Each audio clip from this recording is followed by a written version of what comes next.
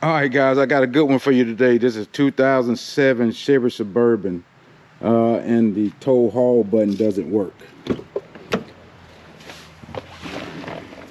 I know what the problem is, and I had this happen on a 2000 Chevy Suburban, and it's an actual the tow haul cable. You can see mine because the boot is broke here. Comes up the actual gear shift, and the buttons on the end here.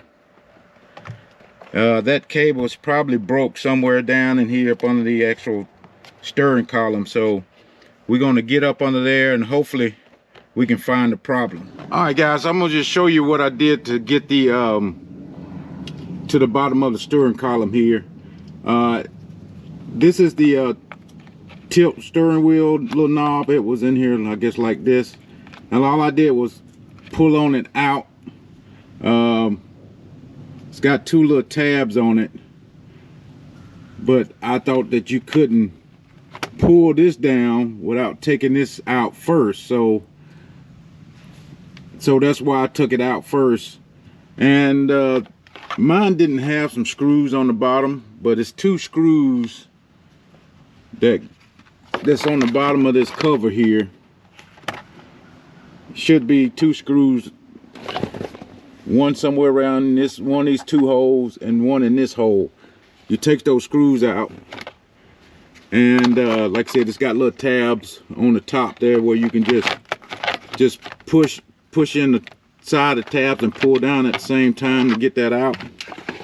And on the actual kick plate here, where your knee plate here, I had one screw here in the bottom over here and one over here, and you can see where they are, where these screws located on the actual knee. I guess what you call this, a knee kick plate, knee plate, something like that. And the top part of it just pulls out. So I've had mine out several times, so I got little broken tabs here or there, but it actually holds up there. And the actual cable that goes to the gear shift here, where your tow haul button is, it goes down through the inside of the actual handle here, and you can see mine behind the boot here that's tore, and it comes down under the bottom of the actual steering column and goes around, and it connects in this little plug here. Once I got around here, let me see if I can get some light on it.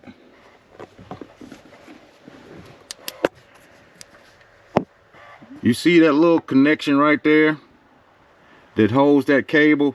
Well, it's just a holder. That cable goes through there, and I just pulled on that cable right there, and that's where it's broke at. So I'm gonna have to try to get that cable out of that holder and try to bring it back outside that holder before I can actually try to mend it together. I actually had this happen on I got a 2000 Chevy Suburban. It's a 2500, and I had the same thing happen to it, so I pretty much knew what to go for. So let me see if I can get that cable out of that holder, and we can go from there. Okay, I was able to get the cable disconnected from this little the connector here. It just got a little tab on it that you just pull out and pull the connector out. And they had a little holder on it over here that was plugged into the side of the column here in this little hole right here, and you just pull that out. And I was trying to see if that cable would come out of that holder, but it looks like it's glued in there. So I'm gonna have to keep that on there. But like I said, I'm gonna have to split this jacket on this cable to try to get them separated before I can splice that back together. But over here on the column side, trying to get that glare off of it, but I just pull the actual boot out the way here before I can expose the actual cable that's broke. And I'm not going to be able to get that cable out anymore. So I'm going to have to splice it, you know, split it here and separate them and splice it right here in the truck, because I don't want to go through the problem of taking off that gear shift if I can get away with it. I don't know what to do to get that gear shift off, but let me look at that and I'll see. But if not, I'm gonna have to try to make this connection inside the truck. All right, I was able to get this cable strip back on the gear shift. I was able to remove my boot all the way because it has a split in it, and it was able to go over the gear shift. But this is kind of difficult and kind of dangerous. I got a razor blade and scored down the middle of that cable there, which I don't recommend. But this cable has like grease on it, so it's hard to hold, and I don't have anywhere to put pressure on it, so it's just basically floating in the air, and I got to take the cover off of it. So I finally got the cable split here, and I'm just trying to see if there's a difference in the color.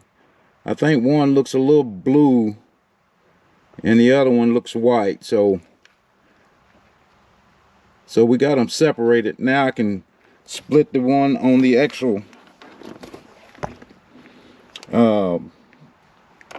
connector end that I was able to take out, so I could go put that down on a table and split that and see if we can't get those put back together.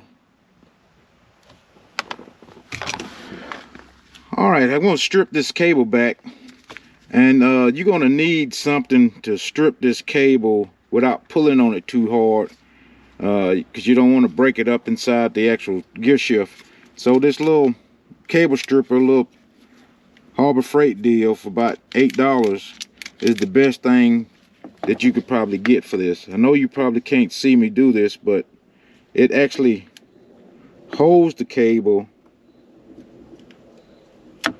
while stripping off the end. And I am going to try to solder these cables together.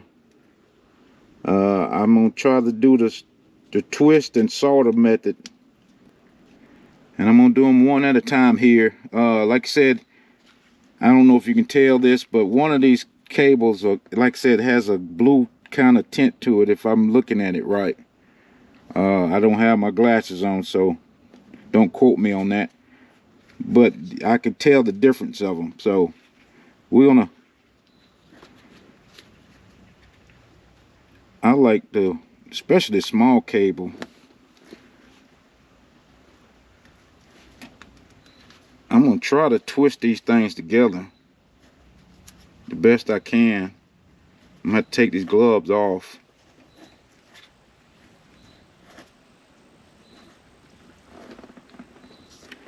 Then I'm going to put some solder on that.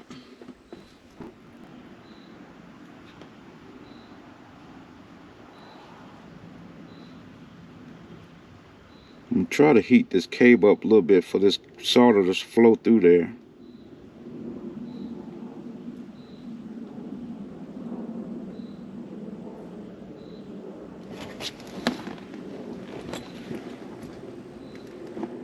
But that tucked pretty good.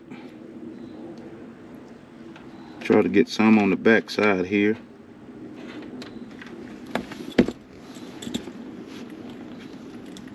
Cause you don't want to have to do this fix again. Okay, that's good and soldered.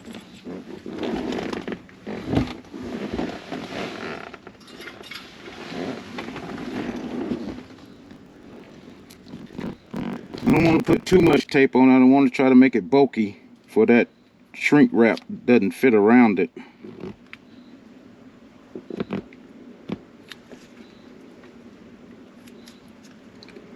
and try to wrap it on that tight as you can get it, because it does have some kind of grease on it. So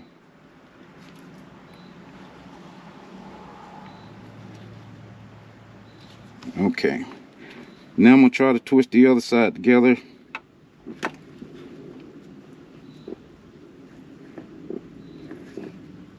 I'm gonna take these gloves off because I can't do this with it slipping.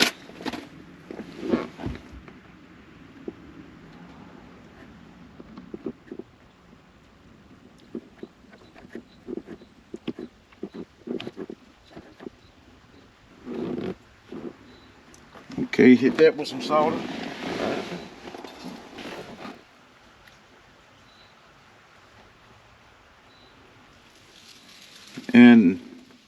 And the other side, I'm not going to put a piece of tape on it. I'm just going to slide the actual shrink wrap over top of it.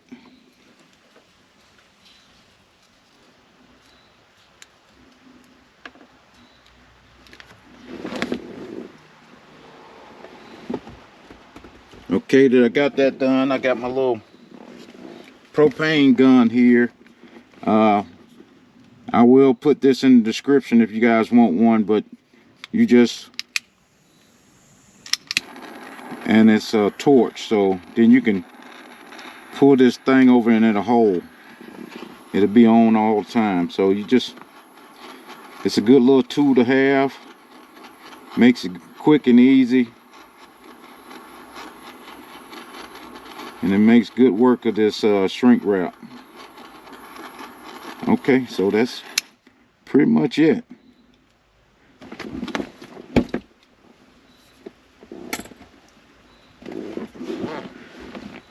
So we're gonna route this cable back down where it came from. For you, you should have paid attention to that when you unhooked it.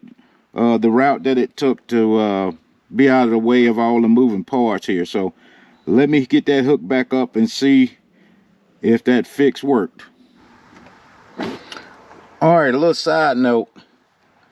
This little connector where the actual cable was broke in, I took that off and I was able to open it back up. So you can just get a little screwdriver and pry down in there and it'll open back up. I'm gonna probably try to reuse this spot to keep that wire off of this cable from rubbing. So let me see if that works and I'll let you know by the end of the video.